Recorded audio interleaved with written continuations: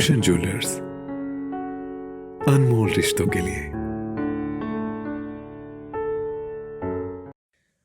आज माननीय प्रधानमंत्री का हमें फ़ोन आया था और सारी डिटेल इन्फॉर्मेशन हिमाचल की उनके हाथ में थी।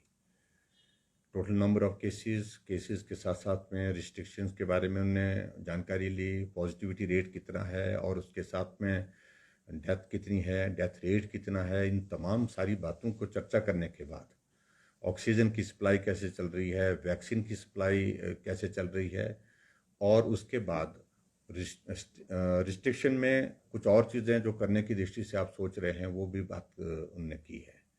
और मुझे इस बात की प्रसन्नता है कि आदरणीय प्रधानमंत्री जी ने विस्तार से चर्चा करने के बाद हिमाचल प्रदेश के लिए इस संकट में हर संभव सहयोग जो दिया जा सकता है वो देने की उनने बात कही है। एक बात तो सबसे बड़ी बात यही है कि आज की तारीख में जो हम लोगों को मुश्किल यहाँ आ रही है, मुश्किल में बड़ी बात यही आ रही है कि ऑक्सीजन की अभी शॉर्टेज तो नहीं है, लेकिन ऑक्सीजन के खाली सिलेंडर हमारे पास उपलब्ध कम है। उस दृष्टि से भी हमने आग्रह किया कि अगर खाली सिलेंडर हमको उपलब्ध हो जाते हैं तो, क्योंकि इस वक्त नंबर ऑफ केसेस हमारे पास जो एडमिट है उनमें से ज़्यादा लोगों को ऑक्सीजन की आवश्यकता महसूस हो रही है, और डॉक्टर का कहना है कि ऑक्सीजन के लिए हमको खाली सिलेंडर जितने ज़्यादा मिल सकते हैं, जहाँ से भी मिल सकते हैं, वो उपलब्ध करवाने चाहिए। दूसरी बात, इस बात के लिए भी जो लोगों के बीच में कुछ चीज़ों को लेकर के जो मेडिसिन से रिलेटेड इश्यूज थे, पर्टिकुलरली जो रेमडेसिविर का जिक्र आ रहा था बातचीत में, उसमें उनका कहना है कि वो मेडिसिन सभी मरीजों के लिए आवश्यक है। ये ऐसा डॉक्टर्स ने बड़ा स्पष्ट कर दिया है, ये लोगों को जानकारी होनी चाहिए। और हमने कहा कि भी लोगों को इस बारे में जानकारी भी है और इसको और लोगों तक पहुंचाने की बात है।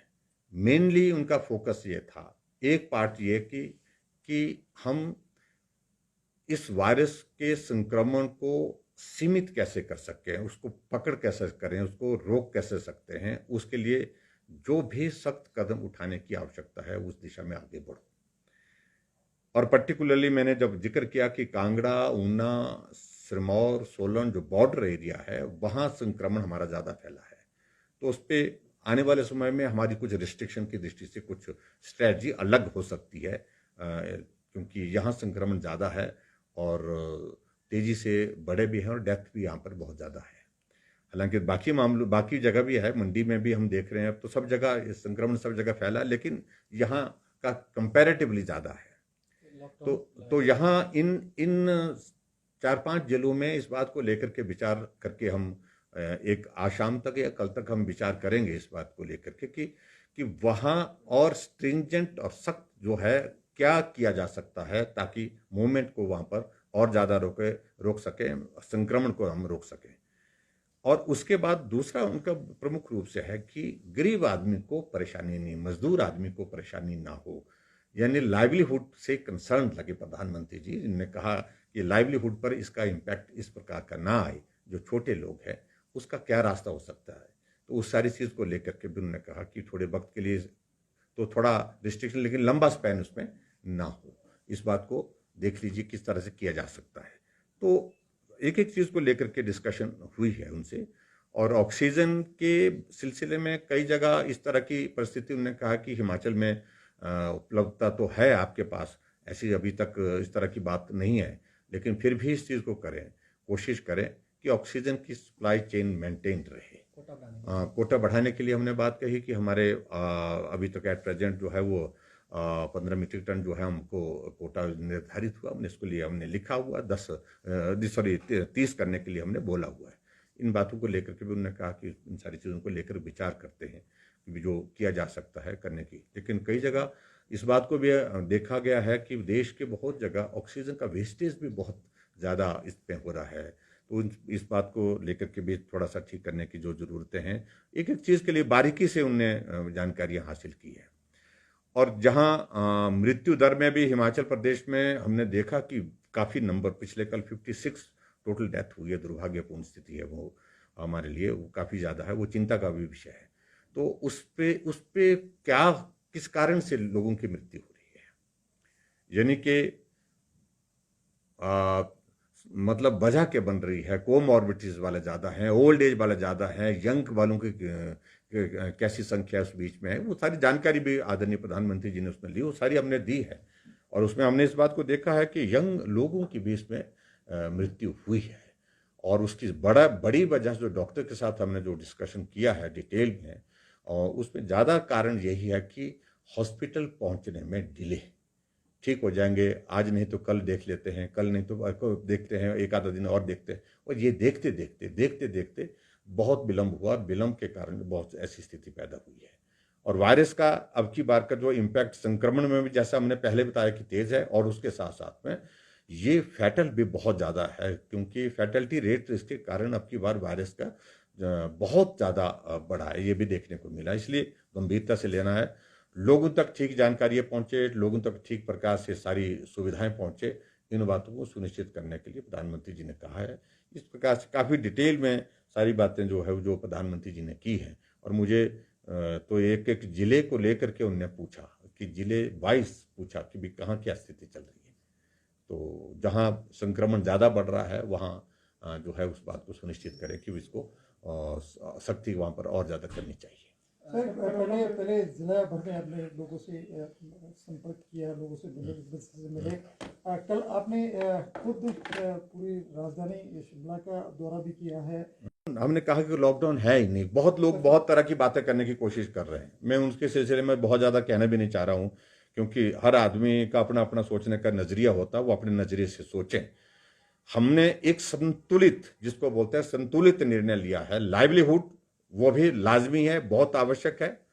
हमने इस बात को सुनिश्चित करने के लिए कुछ इस कर्फ्यू में रिलैक्सेशन भी की है, कुछ रिस्ट्रिक्शंस भी की है। और जो बहुत बुद्धिजीवी हमको पढ़ाने लगे, मेहरबानी करके वो अपनी जगह रहें, अपने अपना ज्ञान अपने तक रखें, या लोगों के बीच में जो कहना कहें, लेकिन अनावश्यक रूप से उनको गाली सरकार को दिए बिना तसल्ली नहीं होती है। ये बहुत दुर्भाग्यपूर्ण कल्चर बन गया है।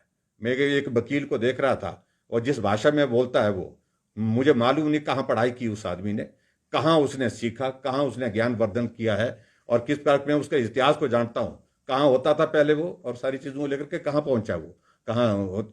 इसलिए मैं उसके बारे में ज़्यादा नहीं कुछ कहना चाहता हूँ, लेकिन मैं सिर्फ इतना कहना चाहता हूँ कि अनावश्यक रूप से गवर्नमेंट के खिलाफ कोई इश्यू है, बोलना चाहिए, कमी है, बोलना चाहिए, लेकिन उसके बावजूद भी जो ऐसे संकट के क्षण में जब दौर गुजर रहा है, हमें इन चीज़ों से बच करके उन लोगों की मदद के लिए आगे आना चाहिए जिनको मदद की ज़रूरत है।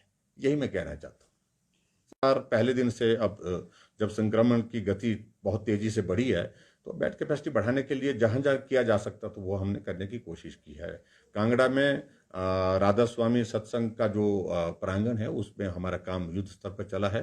पहले 250 की कैपेसिटी, उसको 500 तक करेंगे, फिर 1000 तक के लिए, और वो कैपेसिटी एक्सपेंडेबल है। वो अगर बहुत ज़्यादा जाने की आवश्यकता पड़ेगी तो 5000 की कैपेसिटी भी उस कैंपस के अंदर की जा सकती है। हमको अगर ज़रूरत पड़ी तो वहाँ तक भी जाएंगे। सोलन में राधा स्वामी का एक बहुत बड़ा संस्थान है, वहाँ पर भी हमने कह दिया कि वहाँ पर भी आप शुरू करें, वहाँ पर भी काम की प्रक्रिया जो है, प्रोसेस जो है वो बहुत जल्दी शुरू हो जाएगा। मंडी में राधा स्वामी सत्संग का जो स्थान लेने के बाद वहाँ पर बेड कैपेसिटी को बढ़ाने के लिए हमने काम शुरू कर दिया, बहुत तेज़ गति से काम चल पड़ा है, और मुझे लगता है कि 4-5 दिन के अंदर वहाँ पर भी 200 की कैपेसिटी का हॉस्पिटल वहाँ पर बन करके मतलब वो तैयार हो जाएगा।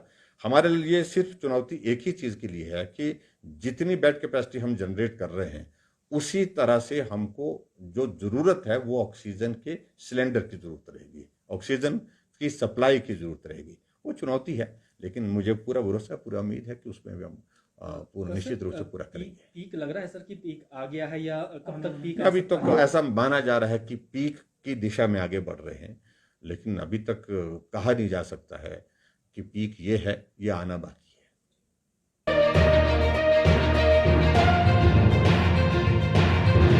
पिया तो रखे सा अभिमान, पिया तो बीती यादों से नाता सहेजना सीखा, हाथ थाम कर जिनके चलना सीखा, गिरने लगती जब तो उनसे संभलना सीखा। पिया तो रखे सा अभिमान, उनकी डांट से खुद को तराशना सीखा। पिया तो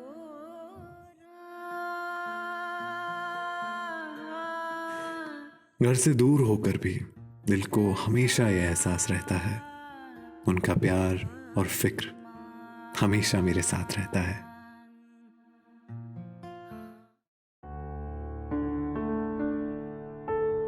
भूषण ज्वेलर्स, अनमोल रिश्तों के लिए।